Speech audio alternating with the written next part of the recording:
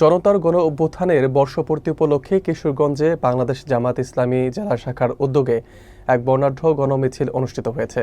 শুক্রবার বিকেলে ঐতিহাসিক শহীদ মসজিদ প্রাঙ্গণ থেকে মিছিলটি শুরু হয়। বিস্তারিত থাকছে সোহানুর রহমান বাপ্পির প্রতিবেদনে।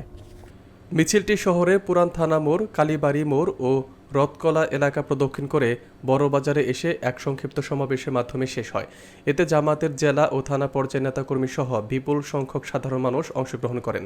মিছিলে অংশগ্রহণকারীরা বিভিন্ন স্লোগান, ব্যানার ও ফেস্টুন প্রদর্শন করেন। পুরো কর্মসূচিটি ছিল শান্তিপূর্ণ ও শৃঙ্খলাপূর্ণ।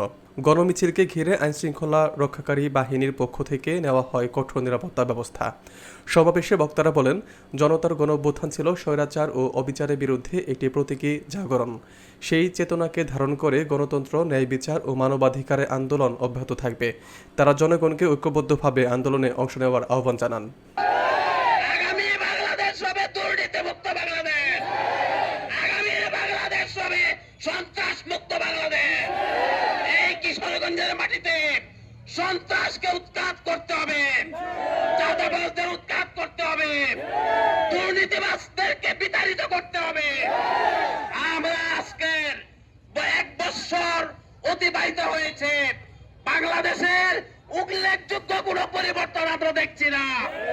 এদেশের মানুষ পরিবর্তন চায়, পরিবর্তনের জন্য কাজ করতে হবে। আমরা অন্তর্বর্তী সরকারের কাছে দাবি জানাচ্ছি, অবিলম্বে প্রয়োজনীয় সংস্কার কাজ শেষ করে নির্বাচন দিতে হবে। নির্বাচন হবে, ফ্রি ফেয়ার ইলেকশন হবে। এদেশের ভোটাররা যাকে খুশি পছন্দ মতো প্রার্থীকে ভোট দিবে।